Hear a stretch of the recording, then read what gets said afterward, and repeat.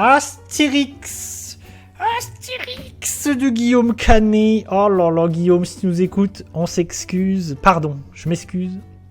Déjà, tout de suite, en première chose, j'ai déjà parlé d'Astérix. Je trouve ça nul à chier. C'est absolument... Mais on va revenir sur pourquoi c'est nul à chier, pourquoi c'est de la merde et pourquoi il faut absolument pas aller le voir. Mais si vous l'avez vu, n'hésitez pas à me donner votre avis, votre critique. Vous savez quoi, je vais aller mettre une note directe, la plus basse possible. Il est où? Astérix. Il est où? Il est là. Je vais le retrouver et je vais lui mettre une balayette. Parce qu'à un moment donné, c'est pas possible. Hein. Guillaume, c'est pas possible. Je crois que c'est, hop, une moitié d'étoile, le minimum syndical. Vraiment, tac. Parce qu'il y a une chose positive dans le film, donc voilà. On s'excuse, hein. Guillaume, pardon. Astérix, je vais commencer par le point positif, le truc que moi je trouve positif. Est-ce que vous voulez une petite bande-annonce? Parce qu'on l'a tous déjà vu, la bande-annonce. Ah, si vous savez quoi, comme on aime bien se faire du mal, je vais mettre une bande-annonce. Ça, c'est cadeau. Ça, c'est parce que je vous aime bien. Alors, Astérix. Astérix. L'Empire du Milieu. L'Empire du Milieu. Oh, les bandes annonces qui font 4 minutes. D'ailleurs, cette bande annonce, moi, comme je vais souvent au cinéma en début d'année, je l'ai vue, mais 1 milliard de fois. Vraiment, je l'ai vue, mais j'en pouvais plus. Hop.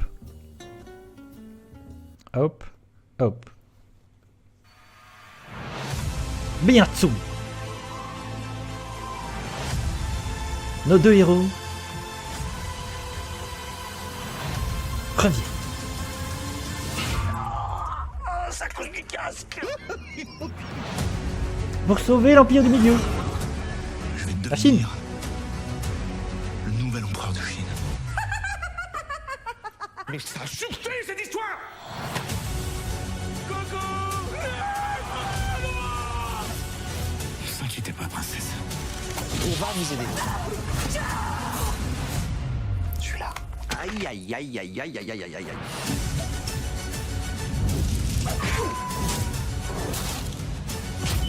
Changez!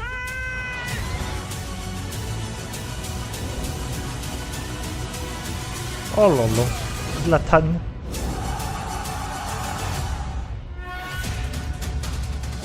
Bonne nuit, monsieur, je sais tout. Bonne nuit, monsieur, j'ai un nouveau meilleur copain. Bonne nuit, monsieur, je mange des légumes. C'est bon, les légumes. Oh là là. C'est bon. C'est pas drôle. Ah, c'est terrifiant. Ah là là, j'ai déjà envie de mourir rien que de revoir la bande-annonce. C'est terrifiant. Pitié. Plus jamais ça. Point positif. C'est Gilles Lelouch. Vraiment, le seul truc que j'arrive à sauver du film, c'est Gilles Lelouch qui s'en sort, qui passe après Gérard Depardieu, après GGI, qui endosse le costume de Obélix, et j'y crois à peu près, franchement. Je sens que lui, il fait des efforts, et c'était difficile vraiment de passer après Gérard Depardieu. C'était compliqué. C'était le seul à l'avoir joué au cinéma jusqu'à maintenant. Et ça fonctionne. Mine de rien, je trouve que Gilles Lelouch, il arrive à sortir son épingle du jeu. Lui, au moins, est un acteur, est un bon acteur, contrairement à tous les autres. Et voilà, c'est ça, je peux dire, voilà, ça, c'est sauvé, Guillaume. Merci. Tout le reste est à chier. Première chose étant que Guillaume Canet s'est casté lui-même en Astérix, et je trouve que c'était la pire idée à faire. Vraiment, Guillaume, fallait pas faire ça, Guigui. S'il te plaît, refais jamais ça. Parce que déjà, il est pas crédible une seule seconde, et en plus, il arrive à rendre le personnage d'Astérix... Il est pas sympathique, en fait. Il est antipathique. Il arrive à rendre ce personnage antipathique, énervant, alors que c'est quand même le personnage principal, c'est quand même lui, c'est Astérix.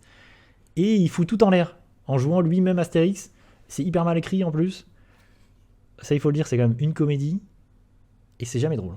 Vraiment, le film, il est jamais drôle. Il essaye de mettre des blagues, en veux-tu, en voilà, en permanence. Il essaye, en fait, de recréer un petit peu ce qu'avait fait Mission Cléopâtre, mais il n'y arrive absolument jamais. Il prend toutes les mauvaises idées de Astérix aux Jeux Olympiques, c'est-à-dire de mettre un casting de fou de mettre des guests partout pour tout et n'importe quoi. Par exemple, il y a Zlatan.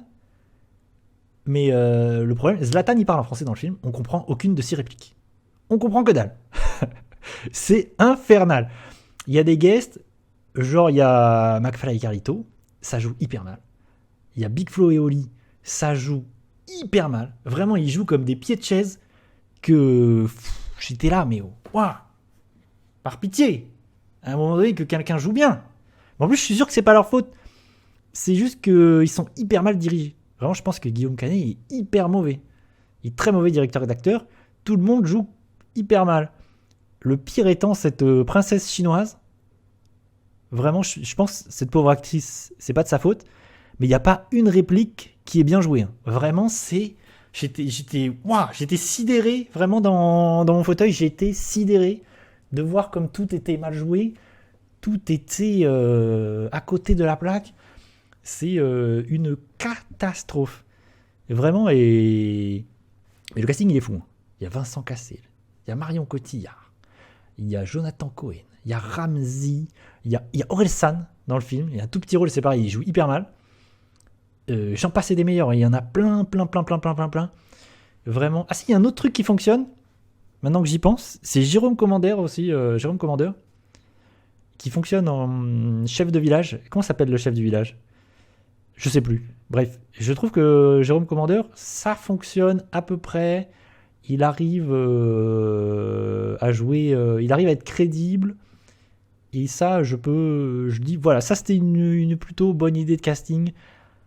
Mais franchement, c'est si peu dans ce bordel. C'est pareil, on a mis Jonathan Cohen. Il a une place importante. Hein. Vraiment, ça, les comédies en ce moment, c'est l'idée des comédies, c'est de dire « Oh, Jonathan Cohen, il est drôle. Vas-y, on va prendre Jonathan Cohen. On va le mettre à toutes les sauces. » Mais le film arrive. Moi, je l'aime bien. Je le trouve... en plus, je pense qu'il peut être un bon acteur.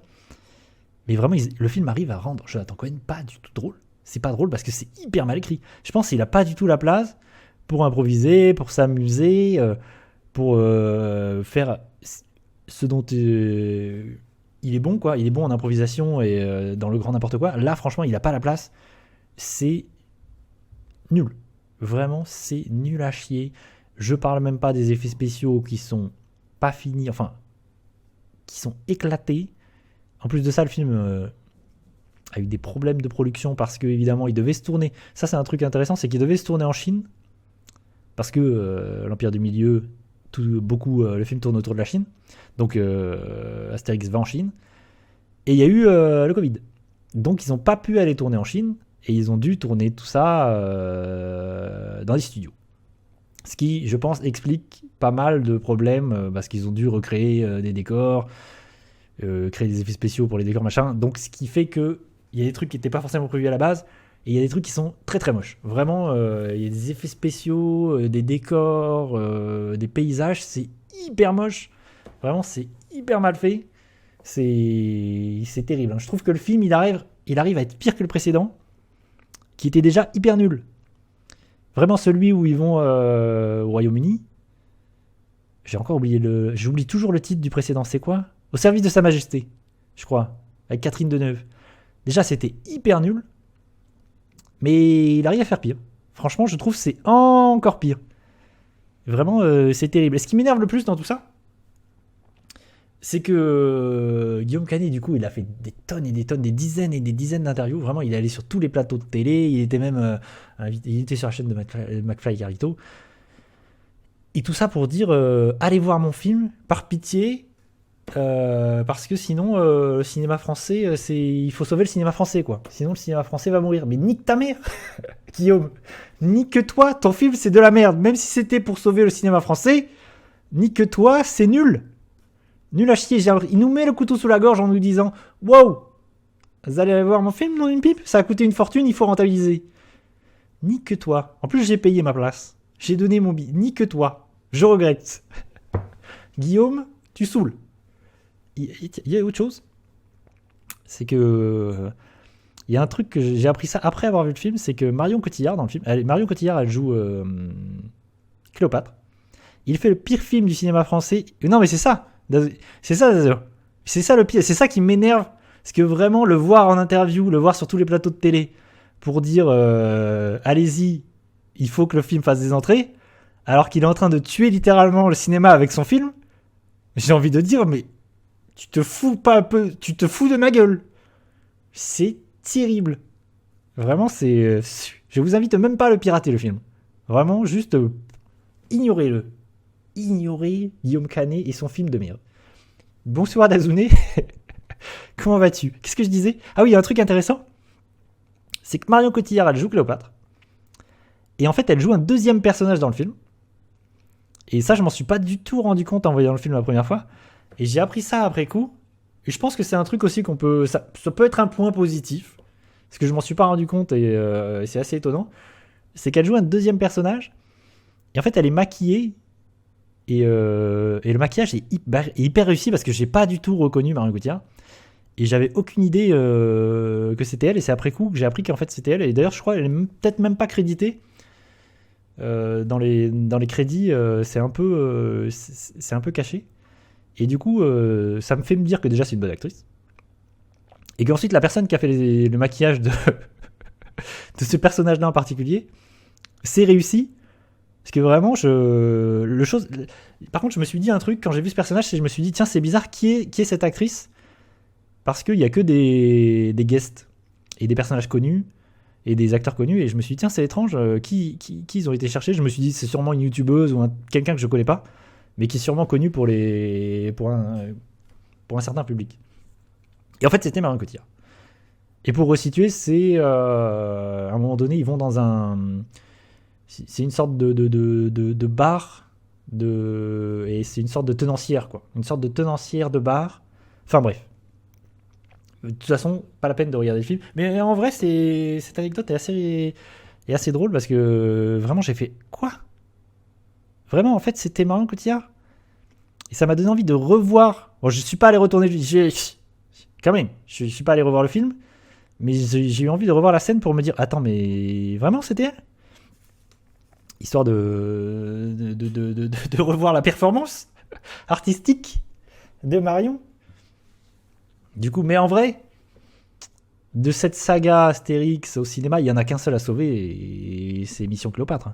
C'est assez terrible, mais le seul bon film de tous ces films live Astérix, vraiment, il n'y a que Mission Cléopâtre qui arrive déjà à adapter, à être un peu respectueux, parce que Alain Chabat, il aime Goscinny, et il aime ses personnages, et il aime cet univers. Et c'est juste un bon film, et c'est un film aujourd'hui encore drôle, plein d'idées. C'est ça aussi, en fait, qui fait la différence. C'est que le film de Chabat, il y a des idées. Il y a des idées de mise en scène. Le film, il est blindé d'idées et de choses hyper drôles. Vraiment, encore aujourd'hui. Alors que tu vois le film de Guillaume Canet, il y a zéro idée. Il n'y a pas une putain d'idée. Il n'y a pas une blague drôle. Il n'y a pas une idée amusante. Il n'y a pas une idée de cinéma. Il y a zéro. Mais le fait est... En fait... Dazumi, concernant le Chabat, c'est qu'il y a des films il y a des blagues et il y a beaucoup de choses qui sont datées. Mais c'est pas pour autant que ça a mal vieilli, je trouve. Au contraire, c'est juste qu'il y a beaucoup de choses qui sont datées aujourd'hui. Et je pense qu'il y a un jeune public, par exemple, qui va passer... Parce qu'il y a beaucoup de trucs, par exemple, c'est très Canal+, et l'humour Canal+, de cette époque-là.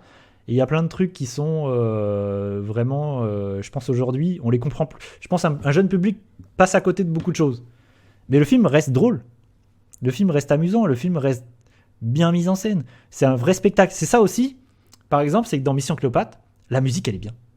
La musique, elle est hyper bien dans Mission Cléopâtre. Dans l'Empire du Milieu, j'ai aucun souvenir de la musique. En plus, c'est un film spectaculaire. Mission Cléopâtre, il arrive à être un film spectaculaire. C'est un film ambitieux. Vraiment, il y a des idées ambitieuses. Là, l'Empire du Milieu, il y a un budget de ouf. Mais c'est jamais spectaculaire. C'est jamais... Tu sais pas où est passé le budget. Hein. Je pense qu'il est passé dans les acteurs et Zlatan, par exemple, qui a dû prendre un chèque faramineux. Mais c'est... pendant tout le film, je me dis, mais... Vraiment ? Le film a coûté tant d'argent ? Vous êtes sûr ? Vous avez tous pris un chèque... un chèque énorme, en fait. En plus, le pire, c'est que Guillaume Canet, il a dû prendre un chèque énorme parce qu'il est à la fois réalisateur et à la fois l'acteur principal. Donc lui... Il s'en est mis plein les poches et en plus il nous dit allez voir mon film pour que je me remette un peu plus dans les poches. Franchement, Guillaume, t'abuses. À un moment donné, t'abuses. Tu casses les couilles. Et ouais, mais de toute façon, le seul qui fonctionne pour moi, c'est le film d'Alain Chabat. Ça, y a pas, y a aucun doute. Même si j'aime bien le premier. Il y a des choses que j'aime bien dans le premier, même si c'est un film un peu raté. Parce que dans le premier, il y a des décors qui sont incroyables. Vraiment, le travail sur les décors, vraiment les costumes, les décors, c'est assez faramineux. Il y a des trucs, franchement, encore aujourd'hui, c'est hyper impressionnant. Et là, tu sens que le budget, il est passé quelque part, quoi. Parce que vraiment, c'était assez fifou. Après, toutes les suites, c'est lamentable. Aux Jeux Olympiques, c'est lamentable. Au service secret de Sa Majesté, c'est lamentable. Vraiment, c'est terrible. Et en parlant d'Alain Chabat, lui, il est sur un projet de série animée autour d'Astérix pour Netflix, qui, je crois, sort cette année. Si je dis pas de bêtises. Me semble-t-il. Donc ça, pourquoi pas. En vrai, pourquoi pas.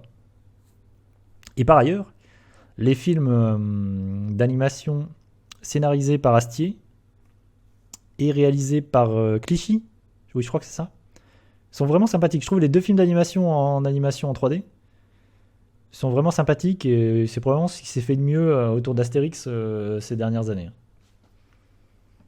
Et si vous aimez Goscinny, parce qu'Astérix c'est Goscinny, et Goscinny c'est Goscinny vraiment, ça on se rend pas vraiment compte, mais c'est vraiment un génie de la bande dessinée, c'est vraiment quelqu'un de hyper important dans la bande dessinée franco-belge.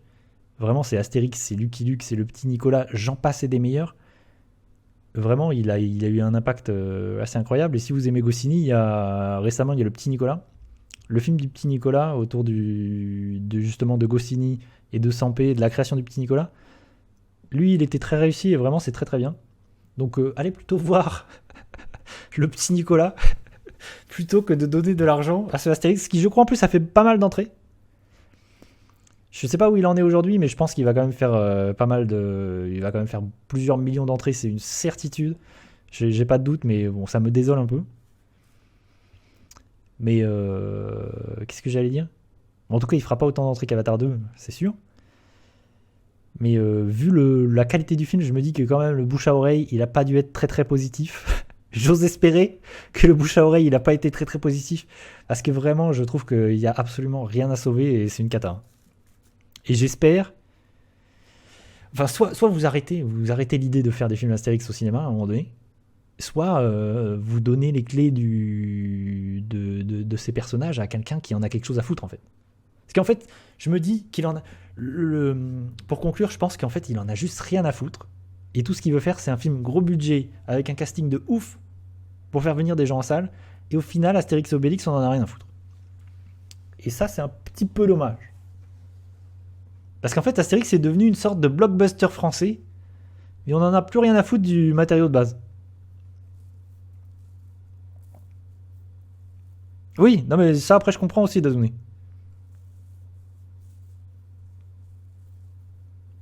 Après, c'est compréhensible. Mais après, moi j'invite toujours les gens à se faire leur propre avis.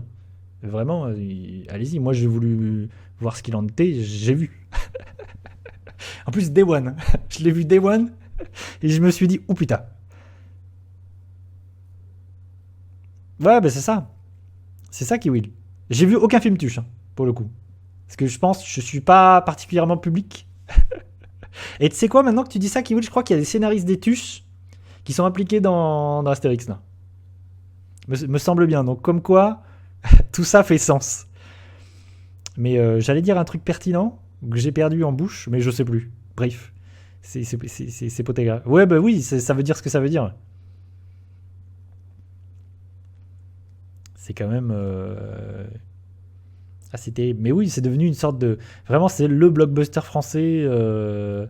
On essaye de faire venir des gens en salle avec un casting faramineux. Ce qui me saoule, c'est qu'en fait, on fait un blockbuster, mais on n'essaie pas de faire un bon film, en fait. Jamais, à aucun moment, ils essayent de faire un bon film, et ça me rend fou. Et en plus, le pire, c'est qu'ils sont pas mal. Je crois qu'ils sont 3, 4, 5. Parce que souvent, ces grosses machines, il y a 20 000 scénaristes. Parce qu'il y a beaucoup de versions du scénario. Tu prends les films Marvel, En vrai, il y a un nombre de scénaristes, c'est hallucinant. Tu te dis, mais comment c'est possible? Et c'est ça qui crée des problèmes aussi. C'est qu'il y a plusieurs versions, du coup, ça part dans tous les sens. Et ça crée des films qui n'ont plus ni queue ni tête, et c'est infernal. Et je sais pas, c'était combien d'entrées le Shabbat? Il me semble que c'est énormément. Le Shabbat, je crois que le Shabbat à ce jour, c'est le Astérix qui a fait le plus d'entrées. Enfin, c'est vraiment, c'est assez phénoménal. Et je crois que ça ne va que, je crois que les suivants, je crois que les films d'Astérix suivants ont fait que moins d'entrées en fait, de moins en moins. J'aurais aimé que ce soit de moins en moins et qu'ils finissent par comprendre que c'est bon, arrêtez, à un moment donné, s'il vous plaît, par pitié, stop. Et puis trouvez un autre acteur. Si jamais vous refaites un film, trouvez un autre acteur pour jouer Astérix, parce que là c'est pas possible. À un moment donné, il y a eu 4000 acteurs pour. Il y a Clavier, il y a Canet, il y a eu Cornillac, il y a Edouard Baird. Il y a Edouard Baird quand même, il a joué Astérix. Faut se dire ça, quand même. Et voilà. Pour conclure, c'est nul à chier que ce Astérix. Voilà.